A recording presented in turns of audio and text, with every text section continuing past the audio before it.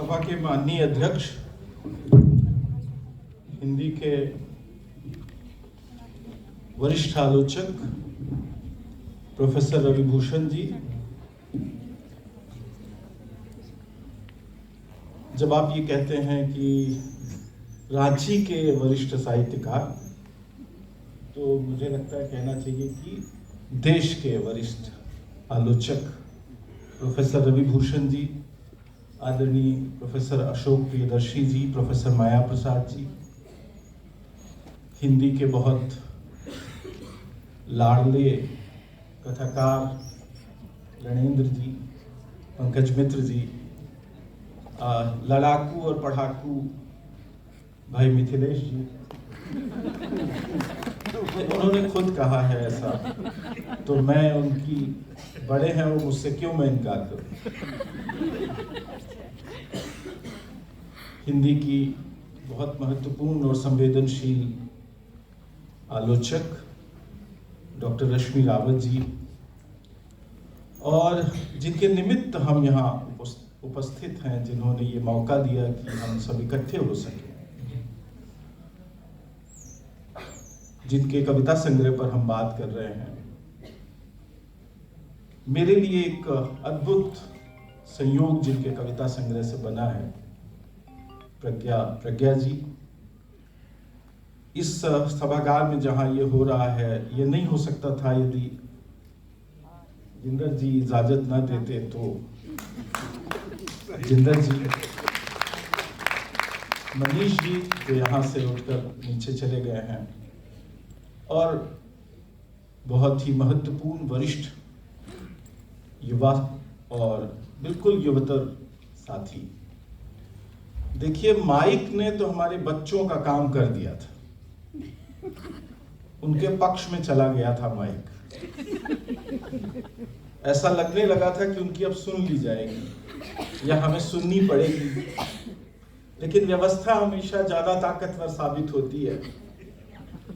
तो ये भी हुआ, और 2 घंटे में 4 लोग बोल पाए हैं अब तक। इस गणित से चलेंगे तो 2 घंटा और लगेगा, और लगना चाहिए ऐसा। जब लेकिन मेरे मन में बहुत संकोच है कि कहां से शुरू करूं, क्या बात करूं। बहुत सारी बातें कहे जाने के बावजूद जो बातें यहां हुई हैं, उनसे बहुत सारी बातें नए सिरे से उठ खड़ी हुई हैं, और ये वो बातें हैं जिनके कारण हिंदी के मनोजगत पर एक खास तरह का कुहासा भी पिछले 1.5-2 दशकों में निर्मित हुआ है, और अब धीरे धीरे बहुत ज्यादा घनीभूत होता जा रहा है। और उस कुहासे को साफ करना, उस एक सूर्य जलाना, उसके लिए बहुत जरूरी है। हम में से कोई ये दावा नहीं करता कि ऐसा वो कर सकता है, लेकिन वाद विवाद संवाद में अपनी बात कहना, सूर्य में अपनी हिस्सेदारी करना है। इसलिए अपनी बात हर हालत में, चाहे वो कितनी ही कठोर हो, न सुनने लायक हो, सुनते समय थोड़ी पीड़ा हो, और जो हमारा बना हुआ दिमाग है, हमारी बनी हुई चेतना है, और हमारे व्यवहार में और हमारी भाषा में जो एक तरह की का अनुकूलन जिसने बना लिया है, उसके विरुद्ध अपनी बात कह देना हमेशा बहुत जरूरी होता है। इसलिए कुछ बातें, यद्यपि कि वो जो सीट हमें दी गई है उसमें 15 मिनट का वक्त मुझे दिया गया है, लेकिन मैं कोशिश करूंगा कि 15 न सही 20 में 22 में अपनी बात संक्षेप में कह दूं, विस्तार में ना जाऊं।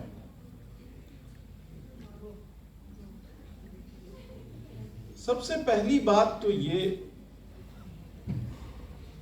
कि ये कविताएं हिंदी में जो मौजूदा परिदृश्य है हमारा, वो इसलिए बहुत महत्वपूर्ण है कि जो चीजें कविता से दरकिनार की जा रही हैं, ये कविता एक तरह से पारंपरिक कविता की तरफ वापसी की कविता है। प्रज्ञा जी के कविता संग्रह में, उनकी कविताओं में बहुत सारी ऐसी बातें हैं जो नई हैं, लेकिन अनेक स्तरों पर ये बहुत पुराने किस्म की कविता है। बहुत पुराने यानी संस्कृत के, अपभ्रंश के, प्राकृत के, ब्रज के, अवधि के और तमाम कवियों से लेकर खड़ी बोली हिंदी और उर्दू के बहुत सारे पुराने कवियों की झलक बनक इसके अंदर है। और वो ये है कि आमतौर पर ये माना गया है, माना जाता है, और जब भी आप सार्वजनिक जीवन में कहते हैं कि वो आदमी कवि है, स्त्री या पुरुष, तो एक कॉमन सेंस, एक सहज बोध उभर कर आता है कि वो थोड़ा कोमल होगा, थोड़ा नरम होगा, थोड़ा चुप्पा होगा, थोड़ा सबमिसिव होगा, सह लेने वाला होगा। और इस तरह से कवि की एक कोमलता से, नरमी से एक पहचान हमारा समाज करता रहा है। ये कविताएं एक कोमल मन की, कोमल भाव की, कोमल चीजों को छूती हुई निकलने वाली, कोमल चीजों को दृश्य पर रखने वाली कविताएं हैं। और इस अर्थ में ये जो पिछले 3-3.5 दशक का हमारा जो समकालीन परिदृश्य है, उस परिदृश्य में ये थोड़ी भिन्न प्रकार की कविताएं हैं। ये वो कविताएं हैं जो विमर्श की, चेतना की, आइडियोलॉजी की कविताएं नहीं है। माफ करेंगे यदि मेरी इस बात का कुछ अनर्थ निकल रहा हो तो, कि ये उस अर्थ में विचारधारा की, यहां तक कि फेमिनिज्म की, स्त्रीवाद की भी ये कविताएं नहीं है। ये मार्क्सवाद की कविताएं नहीं है, या किसी भी प्रकार के और वाद की ये कविताएं नहीं। आइडियोलॉजी या फिलॉसफी, दर्शन जैसे एक मुकम्मल होता है, उसकी भी ये कविताएं नहीं। तो वो जो कोमलता है, मैंने इस कविता संग्रह को पढ़ते हुए असल में मानिए तो एक मनुष्य को, एक मानुष को, जिसका नाम प्रज्ञा गुप्ता है, उसको जाना कि उसका हृदय कितना कोमल है और वो कोमल चीजों के बीच रहना चाहता है, और वो कोमल चीजें जो छूट रही हैं हमसे, आपसे, उन कोमल चीजों को बनाए रखना चाहता है। उन कोमलताओं में बहुत कुछ ऐसा है जो कष्ट देता है। एक लड़की यदि पिता को इतना याद करती है, और पिता तो हमारी जो स्त्रीवादी समझ है उसमें पितृसत्ता का वाहक है, जो परिवार में है, मालिक है, राजा है, ईश्वर है, क्योंकि पति के रूप में वे ईश्वर का अंश है पिता। लेकिन इन कविताओं में पिता को बहुत कोमलता से याद किया गया। और आप देखें कि पिता के बारे में जब भी बात कही गई है, तो एक पुरुष के रूप में, एक मालिकाना व्यक्ति के रूप में उसके किसी असंगत, अशुभ, अमानुष रूप की चर्चा नहीं की गई। तो वो जो कोमल है, ये बात ध्यान रखिए कि प्रज्ञा गुप्ता की कविताओं में परिवार एक कोमल जगह है, संबंध एक कोमल जगह है। वो जो गांव था, जो उनके बचपन में था, वो कोमल जगह है। वो जो ईदगाह थी, वो जो मंदिर था, वो जो टांड था, वो सब कोमल जगहों का निर्माण करते थे। वो बड़की भौजी, वो अंबा आयो, वो मौसी, वो चाची, वो काका, वो काका, अब काका भी तो पुरुष है, वो स्त्री की बनाई हुई उड़द की बड़ी को सूंघ कर वो कैसे मनुष्य हो गया है अपना पुरुषपन छोड़कर, वो कोमलता, वो जो पुराने जीवन की कोमलता है। आपको अच्छा लगे, पुराना माने झारखंड का पुराना, ये बात कही जानी बहुत जरूरी है कि शायद ये कविता बनारस में, लखनऊ में नहीं लिखी जा सकती। ये कविता कांकेर में, जगदलपुर में, राजनांदगांव में, अबुझमाड़ में लिखी जा सकती है। ये कविता पन्ना में, सतना में, जो जहां मैं पैदा हुआ हूं, सीधी में लिखी जा सकती है, पर ये दिल्ली में नहीं लिखी जा सकती। ये कविता पूरी तरह से झार समाज की कविता है। झारखंड क्यों कहें खंड, झार समाज की कविता है, झार संस्कृति की कविता है। तो वो जो पुराना है, उस पुराने में जो कोमल है, जिसके बगल में अशुभ, अकोमल, क्रूर, अमानुष, मनुष्य विरोधी रहता है, प्रकृति विरोधी रहता है, जिसके ठीक बगल में, लेकिन कवि की नजर स्त्री और पुरुष से परे, कवि की नजर उस पर नहीं जाती जब वो पुराने की तरफ जाता है। ये विमर्श का विषय है, इस पर बहस हो सकती है कि रांची में इतने वर्षों से रहने वाली एक युवती जब 2007, 8, 6 में कविता लिखना शुरू करती है, 40 साल उम्र बीतने के बाद अपना संग्रह लेकर आती है, तो वो इस कोमल को क्यों खोज रही है? क्या झारखंड से भी वो कोमल जा रहा है? अलग स्वतंत्र राज्य बनने के बाद क्या कोमल के विलुप्तीकरण की प्रक्रिया ज्यादा तेज हुई है? क्या आदिवासी जब राजनीति और समाज के ज्यादा शक्ति संरचनाओं पर स्थापित हैं, तो क्या कोमल तीव्र गति से भाग रहा है, जो छीज रहा है हमारे जीवन से? एक विमर्श का विषय है। लेकिन प्रज्ञा गुप्ता का मन, हृदय, उनकी चेतना, उनका अंतःकरण, जो शब्द आपको उचित लगे, और मुझे लिए, मेरे लिए मुक्तिबोध का शब्द है आत्मा। ये वो वेदांत की आत्मा नहीं है जो परमात्मा का टुकड़ा है और वापस परमात्मा में चले जाएगा, वो नहीं। मुक्तिबोध ने कहा समाज निर्मित व्यक्तित्व। ये जो आत्मा है प्रज्ञा गुप्ता की, ये कोमल और पुराने के बीच रहती है और रहना चाहती है। वहां गांव है, खेत है, जंगल है। महत्वपूर्ण चीज क्या है कि ये कोमलता प्रकृति संगी जीवन से बनी है, जहां मनुष्य और प्रकृति एक दूसरे के विरोधी नहीं है। प्रकृति को जीतने की अदम्य क्रूर कामना मनुष्य के भीतर नहीं है, उन लोगों के बीच बनी। ये किसानों और आदिवासियों के बीच बनी हुई ये भावना है, ये कोमलता है। ये एक ऐसे गांव की लड़की की या बच्चे की, ये बच्चे की कविता है। वो एक एडोलसेंस से पहले का जो जीवन है, कवि के रूप में वो, आप इन पूरी कविताओं से गुजरेंगे तो आधी के करीब कविताएं ऐसी हैं जो वो कैशोर्य और युवावस्था और तमाम सब चीजों के बनने के पहले के मन की कविताएं हैं ये। तो ये जो प्रज्ञा गुप्ता का अंतःकरण है, ये आदिवासी गांव के ठीक पड़ोस में बसे हुए किसी किसान गांव से बनता है। ये बात हिंदी में बहुत महत्वपूर्ण है कि किसान और आदिवासी दो ऐसी जगहें हैं जिनके ऊपर सबसे ज्यादा पूंजीवाद का आक्रमण है, और यदि कोई मुकाबला, कोई लड़ाई इसके विरुद्ध हो सकती है, सिर्फ राजनीतिक लड़ाई नहीं, सब बल्कि सामाजिक और सांस्कृतिक लड़ाई तो यहां से आ सकती है। तो प्रज्ञा गुप्ता आदिवासी नहीं है, लेकिन उनका मन आदिवासियों के ठीक पड़ोस में रहने वाले एक किसान गांव से बना हुआ मन है, जो इन कविताओं में दिखाई देता है।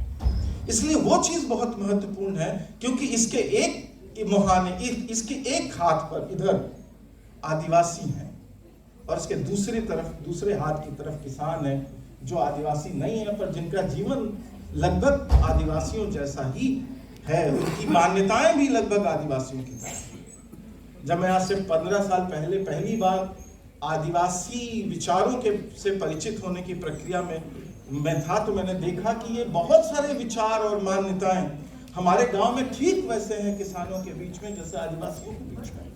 किसानों की ढेर सारी मान्यताएं, उनकी ये जो किसान के नाम पर हिंदू और इस मुसलमान के नाम पर जो एक खास तरह का यूनिवर्सल हिंदू छा गया है, उससे उसके नीचे जो किसान, एक पुराना किसान है, उसकी मान्यताएं लगभग वैसी की वैसी हैं। मैं इस पर बोलता रहा हूं और कुछ और बातें कह सकता हूं, लेकिन एक किसान गांव की ये कविताएं हैं। इसीलिए देखिए, वो दीकू समाज चारों तरफ है, लेकिन वो उस अर्थ में दीकू नहीं है।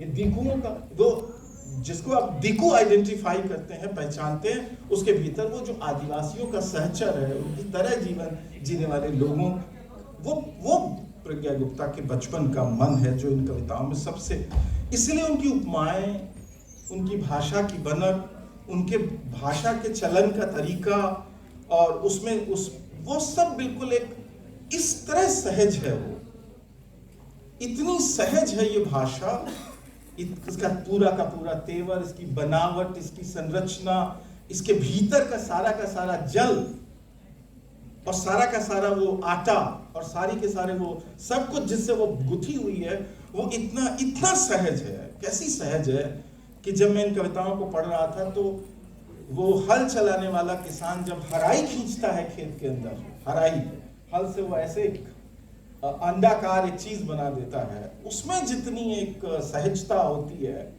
एक बड़े खेत को जोतने के लिए छोटी छोटी हराई नापी जाती है।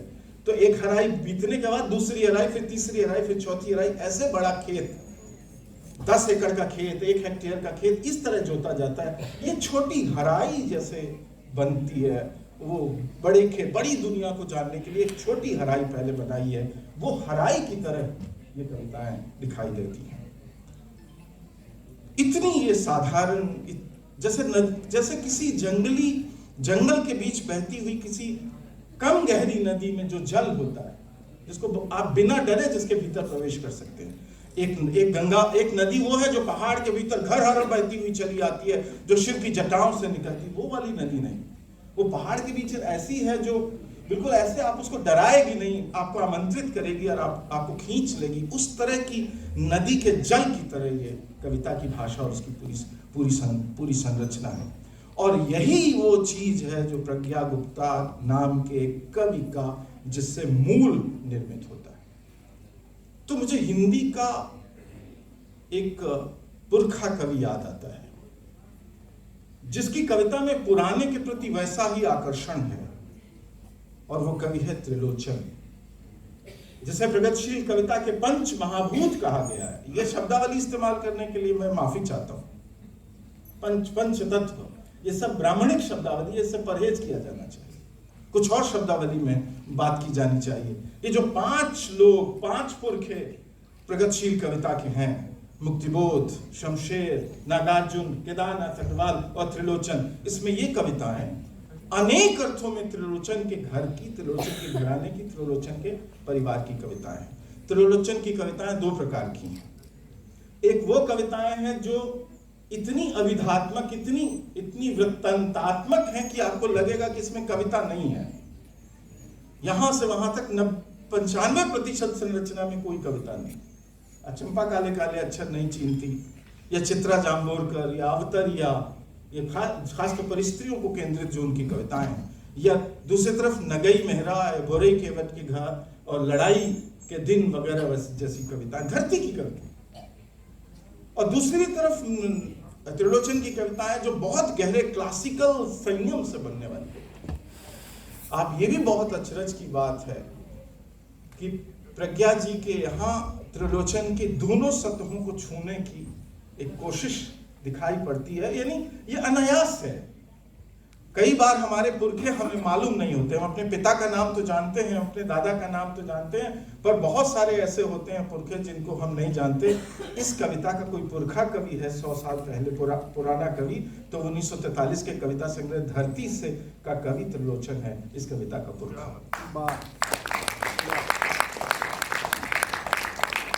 अब ये भी देखिए कि खड़ी बोली में, मैं हिंदी नहीं कहता क्योंकि हिंदी तो 20 तरह की है, खड़ी बोली में कविता लिखती हैं प्रज्ञा जी, जैसे कि त्रिलोचन लिखते हैं।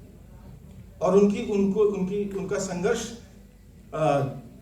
जब वो खड़ी बोली लिखते हैं तो महाकवियों से है, कालिदास, भवभूति, शूद्रक और बाग और भारवी और जायसी और तुलसी और इन महाकवियों से उनका संघर्ष होता है।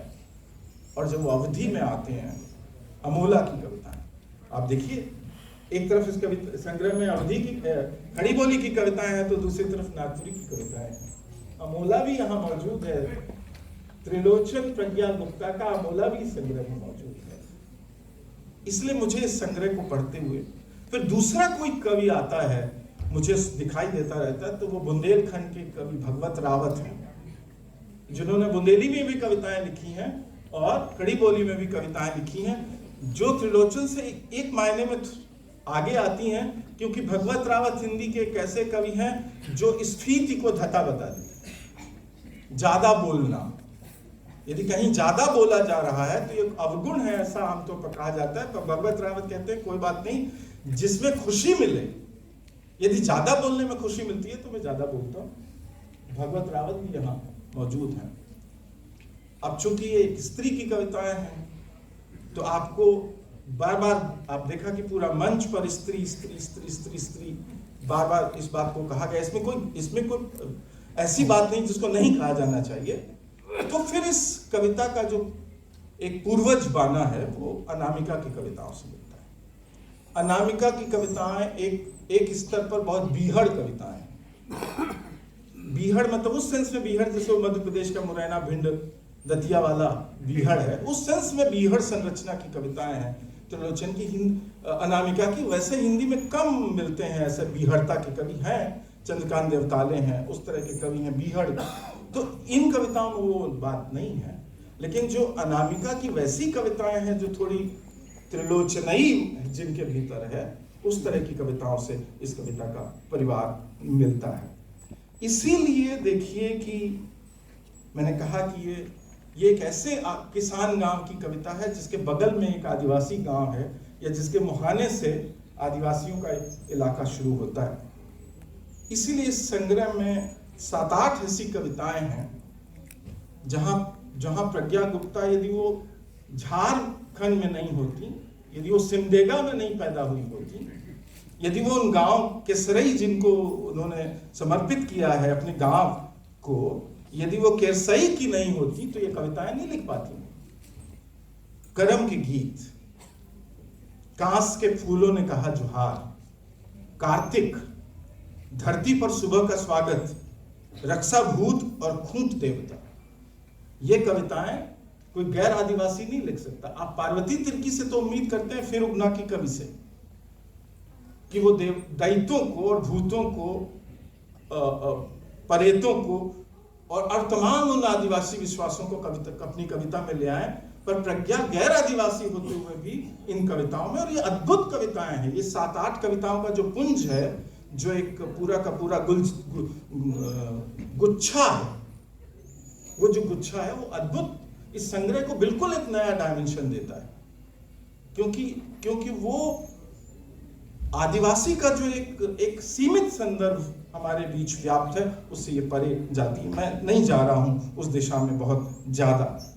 त्रिलोचन से एक और अर्थ में ये कविताएं मिलती हैं, और वो ये कि इन 5 वरिष्ठ कवियों में त्रिलोचन इकलौते कवि हैं जो गैर राजनीतिक, अराजनीतिक होकर भी हिंदी के महान और महत्वपूर्ण कवि बने रह सके। क्योंकि आधुनिक युग में राजनीति को संबोधित किए बगैर आप किसी भी इलाके में ऊंचा उठने की संभावना आपकी नहीं के बराबर। इतनी ज्यादा राजनीति आपके पूरे जीवन को घेरे हुए है। इसलिए नागार्जुन, केदारनाथ अग्रवाल, मुक्तिबोध, धूमिल, रघुवीर सहाय, सर्वेश्वर, दुष्यंत कुमार से लेकर और अनुज लुगुन तक आइए, बिल्कुल नए कवियों, विहाग, वैभव, पराग, पावन, अनुपम सिंह, जिसका नाम लीजिए, बिना पॉलिटिकल हुए कविता में नहीं जा सकते। आप अपनी जगह बनाना बहुत कठिन हो गया। पॉलिटिकल होना, राजनीतिक होना एक तरह की अनिवार्य व्यवस्था है कलाकार की। लेकिन त्रिलोचन अजब काठी का वो कवि है कि वो बिना राजनीतिक हुए, और आप देखें कि एक सेंस में बिना आइडियोलॉजिकल हुए। वो 5 महत्वपूर्ण महान प्रगतिशील कवियों में से शायद इकलौते ऐसे कवि हैं जिनकी कविता में उस प्रकार से आइडियोलॉजी खोजना, मतलब वो समंदर में 100-200 किलोमीटर अंदर जाकर कोई वनस्पति खोजने जैसा कठिन है, इतना कठिन है आइडियोलॉजी को यदि आप ऊपर से पकड़ने के हावी, तो उस तरह। तो ये कविताएं, प्रज्ञा जी की कविताएं, उस सेंस में अपॉलिटिकल कविताएं, अराजनैतिक कविताएं हैं। आप ये हिम्मत देखिए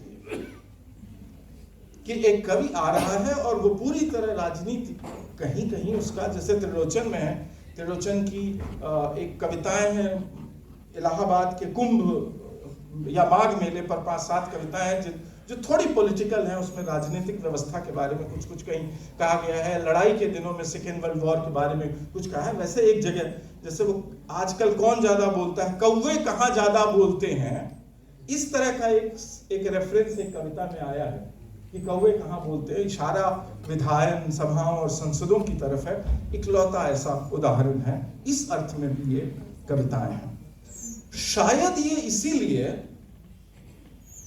पितृसत्ता के प्रति, सबने कहा स्त्रीवाद, स्त्री विमर्श, नारीवाद वगैरह वगैरह, पर अब देखिए पितृसत्ता के प्रति ये वैसी कठोर कविताएं नहीं हैं जैसी कि कविताएं आप डिमांड करते हैं आज किसी स्त्री कवि से। अनामिका की, कात्यायनी की, सविता सिंह की, जसिंता केरकट्टा की से लेकर बिल्कुल युवतम कवियों तक आप पेट्रियार्की के प्रति गहरा आलोचनात्मक दृष्टिकोण आपको चाहिए होता है, वैसा इन कविताओं में उस प्रकार से मौजूद नहीं है। इसीलिए मैं, यदि मुझे सूत्र में कहना हो, कम समय है इसलिए सूत्र में कहूंगा कि ये स्त्री भाव की कविताएं हैं।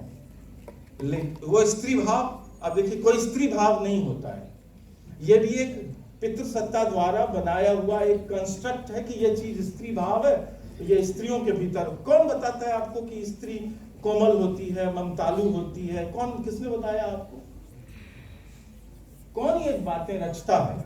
और एक तरह से स्त्री को वापस उसी दिशा में, पेट्रियार्कल ढांचे में ढली हुई औरत बनाने के सिलसिले में यह है, जब आप कहते हैं कि स्त्री ममता और उसकी प्रतिमूर्ति होती है, तो आप एक तरह से उसको फिर उसी कई हजार साल पुरानी पितृसत्तात्मक समाज के ढांचे में ढली हुई एक स्त्री की तरह ही, एक से क्रूर, निर्मम, झगड़ालू, असंवेदनशील, इतना तीखा बोलने वाली कि आपकी जान चली जाए, ऐसी स्त्रियां भी हमारे इर्द गिर्द मौजूद हैं। आप क्यों ऐसी बातें करते हैं जिसमें स्त्रियों को एक खास, तो फिर वो बाकी स्त्रियां सोचती हैं कि हम कुछ मर्दाना है, गैर स्त्री हैं, हम जानवर हैं, या वगैरह वगैरह वगैरह वगैरह। तो ये, मैं इसके बावजूद कि ये स्त्री भाव एक कंस्ट्रक्ट है, एक सोशल पॉलिटिकल कंस्ट्रक्ट है, मैं कह रहा हूं कि ये कविताएं स्त्री की कविताएं हैं, स्त्री का जीवन इनमें है जो वो भोगती है, उसके अनुभव इसमें है, पर ये स्त्रीवाद की कविताएं हैं। स्त्रीवाद की जो 3 वेव्स हम जानते हैं, फर्स्ट वेव, सेकेंड वेव और थर्ड वेव, उसमें ये जो फर्स्ट और सेकेंड वेव हैं जो यूरोप केंद्रित हैं, अमेरिका केंद्रित हैं, और जिससे अंततः रेडिकल फेमिनिज्म जैसी चीज निकलती है, उनका कोई अवशेष इन कविताओं में, कोई प्रभाव इन कविताओं में नहीं है। माफ करेंगे मुझे इस बात को कहने के लिए, और मैं इसको कोई कमी की तरह नहीं देखता, क्योंकि यदि स्त्रीवाद होना है कवि को, तो उसे विवाह को, परिवार को, व्यक्तिगत पूंजी को प्रश्नांकित करना पड़ेगा। उसे योनि, कोख, देह और संतति पर अपने बराबर स्वामित्व के लिए संघर्ष करना पड़ेगा। उसे सामाजिक संस्थाओं, वर्ण, जाति, गोत्र, रिलीजन, कुल, वंश, राज्य, नेशन स्टेट, गणतंत्र और लोकतंत्र के पौरुषिक स्वरूपों पर, इन सब संस्थाओं के पौरुषिक स्वरूपों पर सवाल उठाना पड़ेगा। और समाज में, संस्कृति में स्त्रीकरण और पुरुषकरण की सामाजिक सांस्कृतिक प्रक्रिया का खुलासा करना पड़ेगा और उसका जबरदस्त प्रतिकार करना पड़ेगा। इसके बगैर कोई स्त्रीवादी नहीं हो सकता। तो ये एक स्त्रीवादी कविताएं नहीं है, पर ये स्त्री मन की, स्त्री भाव की, वो कोमल जो है उसकी कविताएं हैं। तो बहुत सारी एक कविता है स्त्री, एक और दूसरी कविता है जो बहुत महत्वपूर्ण है। मैं उसका शीर्षक पढ़ देता हूं, थेथईर के फूल। ये सब कविताओं में वो एक कोमल मन का, कोमल स्त्री मन का जो परंपरा में बंधी हुई, इसका एक सामाजिक सांस्कृतिक प्रतिकार मौजूद है, क्योंकि लेकिन वो पुतली है, सलीका है, पृथ्वी है। एक बहुत महत्वपूर्ण कविता है दुख, जो इस संग्रह की बहुत महत्वपूर्ण कविता है। तुम्हारे जीवन में मैं भोर से खिली, सांझ से ढल गई तुम्हारी दिनचर्या में। दुख इस बात का नहीं कि मैं सांझ से ढल गई और तुम दिन सा चढ़ते रहे। दुख इस बात का कि अपने सुख की दोपहरिया में तुम भूल गए। कितना कोमल है ये बनक, इसमें कोई आक्रामकता या कोई उस प्रकार का कोई आपको जेस्चर या कोई भंगिमा आपको दिखाई देती है, मुझे दिखाई नहीं देती। इसलिए जो कविताएं इस संग्रह में स्त्री केंद्रित जो कविताएं हैं वो पुराने गांव की, जिसमें बचपन जीता है, केरसई गांव की, आदिवासी संगी, प्रकृति संगी गांव की स्त्रियों की कविताएं हैं। इसलिए वो जो कविता जो बहुत द्रुत की गई है, उड़द की बड़ियां, बड़की भौजी, या एक दूसरी कविता जिसका शीर्षक आस है, जिसमें अंबा आयो का जिक्र आया है, वो कविता। ये तीन कविताएं एक पुंज रचती हैं। देखिए, स्त्रियां ही प्रतिकार कर रही हैं, पर वो विरोध नहीं कर रही हैं पीछे। ये भी एक प्रतिकार है कि वो बात कर रही हैं आपस में। आप बहुत महत्वपूर्ण बात कर रहे होंगे, हाँ, आप बहुत अच्छी बात, आपको लग रहा है कि आप दुनिया की सबसे महत्वपूर्ण बात कर रहे हैं, पर वो नहीं सुन रहे। ये जो कोमल जेस्चर है, वो जेस्चर है, ये मूव है उसका। तो एक बहुत महत्वपूर्ण चीज निकल कर आती है, जिसका संबंध फेमिनिज्म की थर्ड वेव से है, स्त्रीवाद की तीसरी लहर जिसे हम कहते हैं। वो क्या कहती है? वो ये कहती है कि ये जो यूरोसेंट्रिक, अमेरिकी सेंट्रिक जो स्त्रीवाद है, जिसके केंद्र में श्वेत महिलाएं हैं, इलीट महिलाएं हैं, बहुत पढ़ी लिखी अभिजन महिलाएं हैं, उनसे बाहर निकलकर ये जो हजार लाख प्रकार की स्त्रियां हैं और अलग अलग प्रकार के समुदायों में आई हैं, वो डाइवर्सिटी जो है, यानी आप अफ्रीकी स्त्रीवाद की बात कीजिए, आप एशियाई स्त्रीवाद की बात कीजिए, और अब भारत के अंदर सिर्फ ब्राह्मण और सवर्ण स्त्रियां और महानगर की स्त्रियां, सिर्फ मृदुला गर्ग और चित्रा मुद्गल को यह हक नहीं होगा कि वो स्त्री की बात करें, वो नितांत गांव की और दलित स्त्रियों को दलित स्त्रीवाद होगा। ये जो डाइवर्सिटी है और लेयर्स हैं, तीसरी लहर उसके बारे में बात करती है। ये तीसरी लहर में प्रज्ञा जी कविताएं लिख रही हैं, तो एक बहुत महत्वपूर्ण चीज इन कविताओं से उभर कर आती है, जो ठेठ भारतीय, और मैं कहूंगा भारत तो क्या एक चीज है, भारत एक अमूर्त चीज है, लेकिन झार मूर्त चीज है, जहां जो गांव है उनका, तो वो झार संस्कृति से जो एक चीज पैदा होती है, जिसे फेमिनिस्ट टर्मिनोलॉजी में सिस्टरहुड कहा जाता है, बहनापा। ये बहनापे का पर बहुत अधिक अचानक अनायास जोर है इन कविताओं में, उड़द की बड़ियां। और मर्द को भी यदि इस दुनिया में घुसना है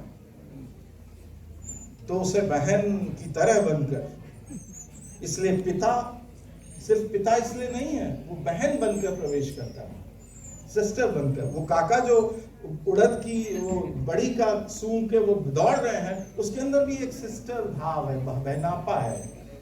ये इस कविता के भीतर आता है, जिसका संबंध उस स्तर से है, थर्ड वेव के। तो ये इस संग्रह की एक बहुत महत्वपूर्ण चीज है। लेकिन मैं कह रहा हूं कि मूल क्या है? वो पुराना गांव है, क्या सही है, लेकिन प्रज्ञा जी को बहुत तीव्रता से एहसास है कि वो नहीं रह पा रहा है, उसका लोप हो रहा है। इसलिए उस विलोपीकरण के बारे में भी इस संग्रह में कविताएं, पुराने के विलोपीकरण के बारे में कविताएं, जिसमें गांव खत्म हो रहे हैं, गांव मर रहे हैं, वो पुराना जो सब कुछ था वो खत्म हो रहा है, और एक कंट्रास्ट पैदा हो रहा है। पुराने और नए के बीच में, कंटेम्परेरी के बीच में एक कंट्रास्ट इन कविताओं के भीतर दिखाई देता है, क्योंकि नए के कंट्रास्ट आप जब तक नहीं रखेंगे, कला की दुनिया में विदृश्यता यानी विभिन्न दृश्यमानता एक पुरानी तकनीक है। जब आप राम के समक्ष रावण को रखते हैं, तब जाकर वाल्मीकि की रामायण बनती है, राम कथा बनती है, कंट्रास्ट के बगैर नहीं बनती। जब राम के साथ आप लक्ष्मण को रखते हैं, जब राम के साथ आप भरत को रखते हैं, जब राम के साथ आप सीता को रखते हैं, जब कौशल्या के साथ आप सुमित्रा को रखते हैं, जब कैकेयी के साथ आप सुमित्रा को रखते हैं, ये कंट्रास्ट जब आप क्रिएट करते हैं, ये आर्ट की बहुत पुरानी तकनीक है। ये कंट्रास्ट प्रज्ञा जी निर्मित करती हैं, वो पुराना जो उनको पसंद है, जिसका मोह है उनके मन में, लेकिन ये कंट्रास्ट, ये नए के कंट्रास्ट में वो पुराने का मूल्य ज्यादा उभर कर आता है। इसलिए नए गांव के बारे में कविताएं हैं, नए जीवन के बारे में। ये वो गांव तो नहीं, ये कविता है, या माफ करना मेरे बच्चों, ये कविता है। चैता एक कविता है, रक्षाभूत और खूंट देवता एक बहुत महत्वपूर्ण कविता है। कल मैं अपने वक्तव्य में कह रहा था कि ये जो नई चीज पैदा हो रही है, जिसमें ओरल हिस्ट्री को पीपुल्स हिस्ट्री में कन्वर्ट करने की एक कठिन प्रक्रिया संपन्न करनी है, तो देखिए रक्षा भूत कोई जादुई चीज नहीं रह जाता है, वो इस कविता में आकर एक बिल्कुल भिन्न प्रकार की चीज बन जाता है, वो भी इस कविता के भीतर है। ये कविताएं चूंकि कोमल मन की कविताएं हैं और कोमल उनको पसंद है, इसलिए इन कविताओं में आमतौर पर यह देखा जाता है कि समकालीन जीवन की जो जटिलता है, जो उसका कॉम्प्लेक्स है, इन कविताओं में बहुत कम आया है। लेकिन कहीं कहीं वो आ जाता है अचानक ही और औचक, और हर बार वो आपको थोड़ा चुभता है। इतने प्यार से वो बात कही गई है कि वो आपको चुभता है। मैं खास तौर पर ये वो गाँव तो नहीं जिसका कई हमारे साथी उल्लेख कर चुके हैं, और प्रेम करती हुई एक लड़की, एक कविता है इस कविता के संग्रह के भीतर, जिसमें पुराने ढंग की संरचना में पली हुई लड़की है और फिर विवाह के बाद एक नया जीवन उसे मिलता है। हम सब लोग बहुत ही क्रूर किस्म के लोग हैं, इसलिए हम किसी कवि की रचना को उसकी आत्मकथा की तरह पढ़ने के आदी हैं। लेकिन मैं कहूँगा कि आप आत्मकथा की तरह मत पढ़िएगा, वरना ये हमारे जिंदर जी का बुरा हाल होगा। इनके ऊपर बहुत सारे प्रश्न चिन्ह इस कविता संग्रह से उठ खड़े होंगे। तो ये जो चीज है, ये जो जटिल, प्रज्ञा जी जब कहेंगी तब मैं मानूंगा, जो कि वो शायद खुलकर कहेंगी, सब स्त्रियां एक दिन कहेंगी। अभी वो प्राइवेट स्पेस में कह रही हैं, कल वो पब्लिक स्पेस में कहेंगी। खबरदार हो जाइए आप, यदि आप स्त्री नहीं बनते हैं तो आज समाज की मुक्ति नहीं है। स्त्रियों के स्त्री बनने में, यानी जो सो कॉल्ड स्त्री है, और पुरुषों के स्त्री बनने में ही, यानी मनुष्य बनने में ही अंततः समाज की मुक्ति है, और वो कहेंगी। तो लेकिन आप देखिए कि इन कविताओं में एक और कमाल का काम प्रज्ञा जी ने कर दिया है, और इस संदर्भ में मैं 3 कविताओं का उल्लेख करना चाहता हूं, और ये 3 कविताएं एक साथ संग्रह में मौजूद हैं। पृथ्वी को पता है उसे कितना घूमना है। दूसरी कविता है नदी पहाड़, और तीसरी कविता है नदियां। ये 3 कविताओं का गुच्छा है जो कोमल और पुराने जीवन के बासिंदे एक कवि की ओर से जो पितृसत्ता है, उसका आधुनिक पितृसत्ता है, समकालीन पितृसत्ता है, जिसमें हम सब मर्द हैं, सामने बैठे हुए मर्द भी हैं, पुरुष हैं, उन सब का एक प्रतिकार, पितृसत्तात्मक संरचना का एक प्रतिकार है। लेकिन जो भाषा और जो रूपक और जो चीज इस्तेमाल की गई है, वो पूरी तरह झरिया है, झारिया है, झारखंड से आई हुई है। सूर्य और पृथ्वी दोनों घूम रहे हैं। ये दाम्पत्य की कविता है। सूर्य और पृथ्वी दोनों अपनी धुरी पर घूम रहे हैं। पृथ्वी को सूर्य नहीं बताता कि उसे कितना घूमना है। इस कविता में कहीं भी उल्लेख नहीं है, लेकिन ये कविता पेट्रियार्की के बारे में है। इसी तरह जो नदी पहाड़ कविता है, जिसमें वो कहते हैं कि पहाड़ में जब नदी बहती है तो वो ज्यादा ऐसी होती है, नदी की तरह होती है, पहाड़ उसको नहीं रोकता। पहाड़ कितना कठोर होता है और एक किस तरह की संरचना है, पर वो पहाड़ नदी को नहीं रोकता, वो है। और तीसरा नदियां धरती की बेटियां हैं। ये तीनों कविताएं समकालीन आधुनिक पितृसत्ता के खिलाफ हैं, उनका प्रतिकार रचती हैं, और उनकी ये शब्दावली कात्यायनी, जसिंता करकट्टा, अनामिका, सविता सिंह, नीलेश रघुवंशी, सविता भार्गव वगैरह वगैरह वगैरह की भाषा से पूरी तरह भिन्न है। ये कविताएं अपनी कविताई के लिए जो पोएटिक सेंसिबिलिटी है, पोएटिक सेंसिबिलिटी के लिए बहुत महत्वपूर्ण है। और मैं समझ रहा हूँ बच्चों, मैं जब बोल लूँ तो आप इतनी देर से तालियां बजाइए कि बाकी का कार्यक्रम स्थगित करना पड़े। बस मैं 1 मिनट बोल रहा हूँ। तो कविताई जो इस कविता के अंदर है, बहुत सारी ऐसी जगहें हैं जो बहुत बहुत गहरा पोएटिक संस्पर्श भाषा में है। कविता अंततः क्या होती है? अब वो पद्य और छंद तो रही नहीं, तो काव्यात्मक संस्पर्श जहाँ भाषा में होता है, एक विशिष्ट प्रकार की भाषा, वही एक कविता है। तो बहुत सारी, एक कविता है मनमीत, या वो कविता जिसका बहुत उल्लेख किया गया, जिसमें सहजन का रूपक आता है, मैं सहजन हो जाना चाहती हूँ। अब ये महानगर में कोई नहीं कहेगा सहजन हो जाना चाहती हूँ, ये झारखंड में या मेरे गांव में ही कोई कहेगा कि मैं सहजन हो जाना चाहता हूँ। ये जो संरचना, या जो रूप, या जो फॉर्म प्रज्ञा जी लेकर आती है, ये उसमें बहुत पोइटिक, गहन पोइटिक सेंसिबिलिटी है। पर ये पोइटिक सेंसिबिलिटी वही पुराने जीवन से निकली हुई है। इसलिए मेरे लिए ये बहुत ही सुखद रहा है ये, कि बहुत तरह की, बहुत ही परिपक्व आधुनिकता के सांचे में धरी हुई स्त्री कविता पढ़ने के बाद मुझे पिछले दिनों ये दूसरा ऐसा संग्रह है पार्वती तिर्की के फिर उगना के बाद, जिसमें थोड़ा मुझे एक जिसे उसास कहते हैं मिला है मुझे, जिसमें एक नए प्रकार की एक ताजी चीज कविता के अंदर दिखाई देती है। मैं बिल्कुल ये नहीं कह रहा हूँ कि ये हिंदी की कोई महत्वपूर्ण कविता प्रज्ञा जी ने लिखी है, मुझे इसका कोई बहुत ही कठिन रहा है। हिंदी में सबसे ज्यादा संघर्ष कविता में अपना स्पेस बनाने में होता है, क्योंकि वहां आपके मुकाबला 150 साल की परंपरा से नहीं है, आपका 3500 साल की परंपरा से आपको संघर्ष करना पड़ता है। इसलिए कविता में जगह बनाना बहुत आसान नहीं है। तो ना तो ये महान कविताएं हैं, ना ये बहुत ही ऊंचे स्तर की ऐसी कविताएं हैं जो छपते ही छा जाएंगी और अब ऐसा हो जाएगा। वो दूसरे प्रकार के लोगों को आजकल उपलब्ध है।